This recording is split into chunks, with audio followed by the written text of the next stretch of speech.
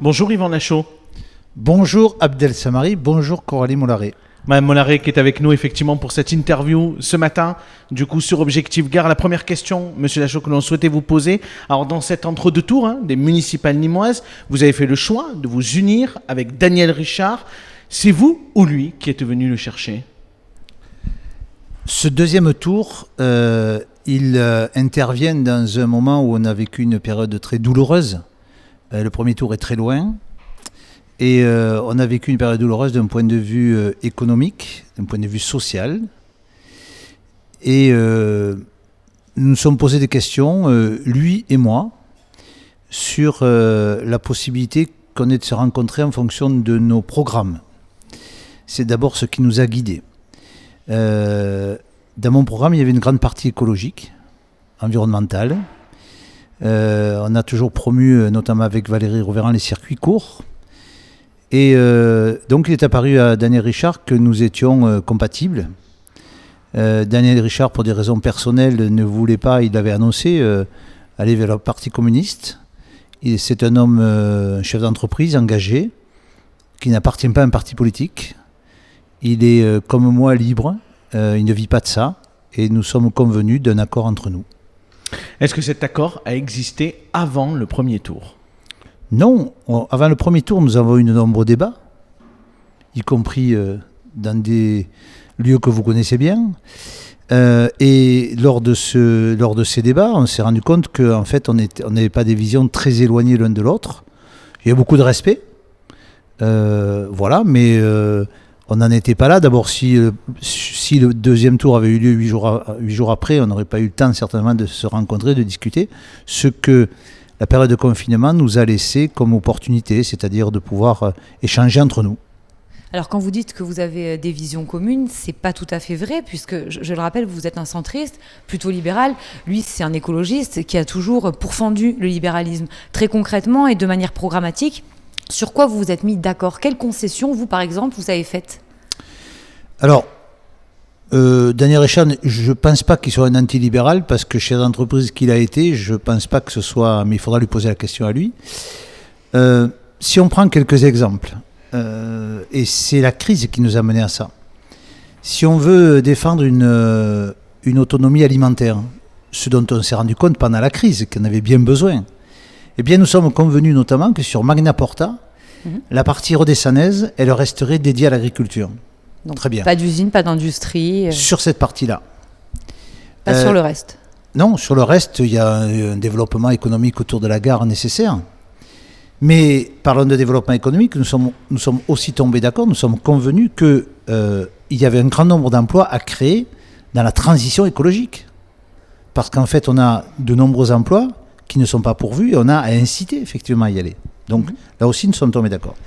Problématique de l'incinérateur. Moi, j'avais déjà dit, notamment en réunion de quartier, que oui, il y avait besoin d'un deuxième incinérateur sur le département du Gard pour traiter notamment les ordures, enfin les déchets de la région du Gard rhodanien. Donc voilà, le deuxième incinérateur peut très bien se faire sur le Gard rhodanien, mais pas à Nîmes. Alors le président du CITOM ne disait pas exactement ça à l'époque, parce que nous aussi on vous avait interrogé et vous ne disiez pas exactement ça il y a quelques mois.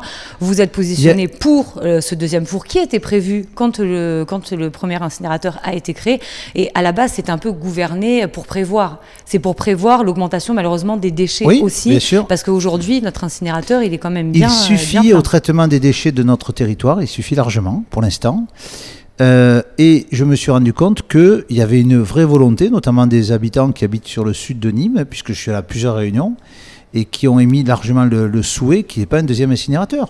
Je pense que ça fait partie de la vie, je ne suis pas contre l'incinérateur, mais je pense que le deuxième, il peut aller ailleurs. Ça n'a pas été du tout difficile, à la mesure où j'en avais même parlé avant le premier tour. Et en parlant d'incinérateur, Daniel Richard a dit ce matin en conférence de presse qu'il souhaitait présider le CITOM. Vous soutiendrez sa candidature si c'était possible, si vous serez réélu à la présidence de Nîmes Métropole ? Il y a aucun souci. Daniel Richard, si nous sommes élus, aura en responsabilité le domaine de l'écologie en général, le développement durable, et il me paraît tout à fait logique qu'il soit candidat à la présidence du CITOM, sachant que le CITOM, l'agglomération n'est pas toute seule. Il y a d'autres collectivités qui y sont, donc ça dépend de la majorité de cette instance-là. Je reviens quand même un mot sur les divergences, sur le libéralisme. Daniel Richard s'est quand même prononcé contre les contrats de délégation de services publics. Ce sont les services publics de l'agglo qui sont gérés par des sociétés privées concernant l'eau, la gestion des transports. Il a martelé pendant toute la campagne qu'il voulait casser ces contrats pour un retour en régie publique. Ça fait quand même une sacrée différence idéologique. C'est dur de s'unir dans ces conditions. Alors c'est une bonne question Coralie que vous me posez là, puisqu'en fait nous sommes convenus de prendre l'exemple. Je rappelle simplement que sous ma présidence à l'agglomération, nous avons modifié deux DSP, nous avons changé de DSP qui nous ont juste permis de gagner 150 millions d'euros sur 7 ans. 150 millions d'euros sur 7 ans.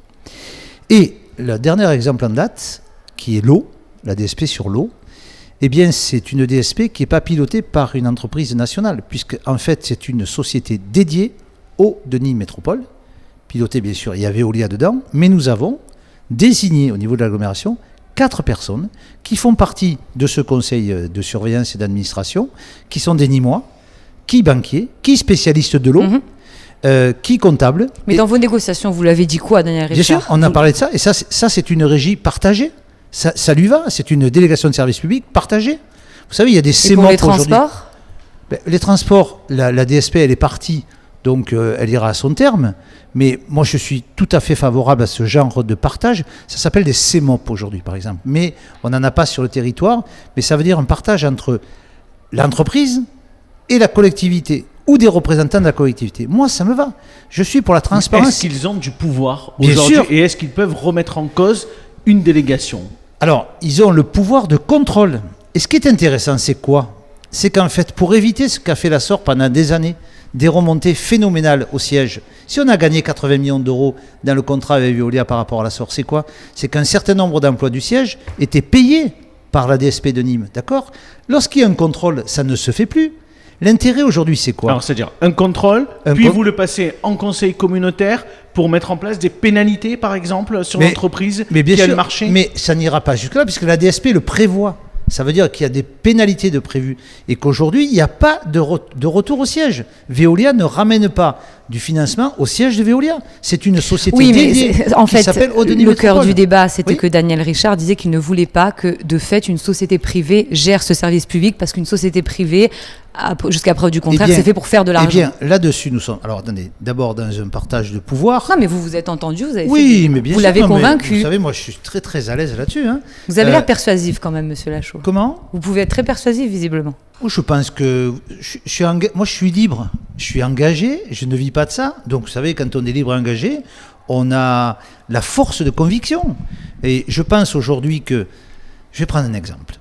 Lorsque vous avez une énorme panne qui vous arrive comme ça des vécu, comment voulez-vous, avec du personnel de l'administration, nécessairement pouvoir gérer les choses ? Et attention, si je prends l'exemple des reapers que nous avons, que ce soit en DSP ou bien l'ensemble que nous avons à Pouls, qui sont des salariés de l'agglomération, ça s'est très bien passé aussi. Je ne veux pas dire que ça se passe mal. Je dis simplement qu'à chacun son métier et à un haut niveau, l'important, c'est la transparence et le contrôle sur des finances publiques. En politique, et c'est notre prochaine question, on attend d'une alliance qu'elle crée une dynamique. Avec Daniel Richard, plutôt contesté quand même depuis votre annonce samedi de cette union, et en particulier de ses ex-alliés, est-ce que vous n'avez pas pris un énorme risque aujourd'hui en vous alliant avec lui ? Ce sont les Nîmois qui répondront, d'accord ? Je pense qu'aujourd'hui, si on regarde ce qui s'est passé au premier tour, il y avait besoin d'une alliance. Si on partait à 5 listes au deuxième tour, c'était compliqué. Je pense qu'aujourd'hui, une alliance d'hommes et de femmes du centre droit, centre gauche, qui ont envie de piloter ensemble avec des compétences, parce qu'il y a sur la liste de Daniel Richard qui nous ont rejoint aussi un certain nombre de personnes qui ont vraiment des compétences. On a un vrai projet pour la ville de Nîmes pour régler des problématiques d'urgence économique, d'urgence sociale. Ça va être dramatique au mois de juillet. Vous allez voir le nombre d'entreprises qui vont perdre des emplois. On a besoin d'avoir cette dynamique-là. Et une urgence écologique. Regardez les températures qu'il fait aujourd'hui. Notre question, elle est beaucoup plus politique. Avant de rentrer effectivement dans le programme et dans les solutions que vous avez, la question, elle est finalement de se dire, est-ce qu'on peut lui faire confiance à Daniel Richard, puisqu'il a trahi sa parole et ses écrits vis-à-vis de ses ex-alliés? Est-ce que demain, il ne fera pas la même chose avec vous? Vous lui poserez encore plus en étant au pouvoir. Vous lui poserez la question. Moi, j'ai tout à fait confiance. Ce qui s'est passé avec Daniel Richard, c'est que une partie de ses équipes voulait aller avec le Parti communiste. Ça faisait partie des accords pour lui, c'était impossible. Donc tous les partis de gauche favorisaient le Parti communiste pour le deuxième tour. Sauf les 6-7 personnes qui sont venues sur votre liste. Écoutez, tout ça, je crois qu'aujourd'hui, on veut écrire avec Daniel Richard une histoire qui ne rentre pas, comme on dit, dans les tambouilles politiciennes. C'est tout. C'est un homme libre, chef d'entreprise, moi aussi, nous sommes complémentaires, et voilà la proposition que nous faisons. Moi, j'ai envie que cette ville change. J'ai envie qu'on tourne une page. Voilà. Et vous pensez pouvoir la changer avec Daniel Richard ? Je mets tout en œuvre pour que nous y arrivions. Mais justement, ce qu'on voulait vous poser, c'est que quand Daniel Richard dit, il y a quelques semaines, Yvan Lachaud a géré l'agglo de façon catastrophique, qu'est-ce que ça vous inspire, ces déclarations ? D'abord, je ne l'ai pas entendu le dire, donc je vous fais confiance si vous le dites. Moi, je suis... je l'ai écrit en conférence de presse. Eh bien, écoutez, je suis heureux. Il a même dit que vous faisiez partie du vieux monde. D'accord. Écoutez, voilà, il l'a dit, peut-être qu'aujourd'hui il le pense, je ne sais pas. En tout cas, quand nous avons partagé, il ne m'a pas dit ça. Mais ça donne un peu... Vous comprenez peut-être le sentiment de certains électeurs nîmois. Ça donne un sentiment que, voilà, au premier tour, finalement, on peut tout se dire, on peut dire tout et n'importe quoi. Et puis au deuxième, allez, on passe l'éponge et on s'allie. Elle est où la cohérence politique là-dedans ? Elle est où la magouille politique quand j'entends le PS aller discuter avec le PC des places qu'il pourrait avoir au deuxième tour pour être dans l'opposition ? Elle est où l'honnêteté politique ? Elle est où l'honnêteté morale là-dedans ? Elle est où ? Je vous pose la question. Est-ce que, quand même, pour prolonger l'interrogation de Coralie Mollaret, l'interrogation, elle porte quand même sur Daniel Richard, sur sa capacité aujourd'hui, dans cette dynamique qui vous intéresse forcément, parce que vous faites pratiquement 16% au premier tour, le maire sortant est à 34%, il y a pratiquement 20 points d'écart, on comprend bien qu'il vous fallait vous unir pour... faire un deuxième tour qui pour vous pouvait être pertinent. À la fois, on se pose la question quand même de se dire, est-ce que Daniel Richard aujourd'hui, sans le PS, sans Europe Écologie Les Verts, sans la France Insoumise, est-ce qu'il fera toujours ces 12 ou 13% qu'il a réalisés au premier tour ? Abdel Samari, les Nîmois vous répondront, pas moi. Moi, ce que j'ai envie aujourd'hui, c'est de proposer aux Nîmois une alliance claire et nette. Le développement économique, je sais m'en occuper. Le développement écologique, le souci écologique, il sait s'en occuper. Et le social, on le co-gérera parce que la solution est dans les deux. Voilà ce que je proposais aux Nîmois. Mais vous comprenez que depuis samedi... Et sortir d'une équipe aujourd'hui qui bloque la ville. Vous comprenez que depuis samedi, les contestations sont multiples. À la fois pour des questions morales, pour des questions politiques, pour des questions de conviction. Morale, où est l'immoralité là-dedans ? Allez-y, où est l'immoralité là-dedans ? Sur son incapacité peut-être à avoir tenu parole, déjà, dans un premier temps. C'est vous qui le dites, vous lui poserez la question. Pour moi, il a tenu parole, il a refusé d'aller le Parti communiste, bien sûr. Oui, la moralité. Écoutez, mais est-ce que vous entendez aujourd'hui finalement, on entend quand même depuis plusieurs jours, depuis samedi, à la fois sur les réseaux sociaux, mais pas uniquement, y compris sur vos adversaires. Et on peut parler bien évidemment de la droite et des Républicains qui se posent des questions, qui ramènent ça quand même aussi. Et on a pu le voir, et nous-mêmes on l'a écrit, sur ce que pouvait dire de vous Georges Frêche, sur le fait que vous aviez tendance aussi à changer facilement de conviction du moment que ça allait dans votre intérêt. Alors, je suis un centriste. Et qu'on vienne me chercher depuis le début, j'ai toujours été au centre droit. UDF, UDI, Nouveau Centre, je n'ai jamais changé. Vous n'avez jamais pris votre carte des Républicains ? Enfin, pour des législatives. Pour des législatives, j'ai été un jour élu avec l'étiquette UMP, avec un accord clair que nous pourrions retrouver notre adhésion, Nicolas Sarkozy. D'accord ?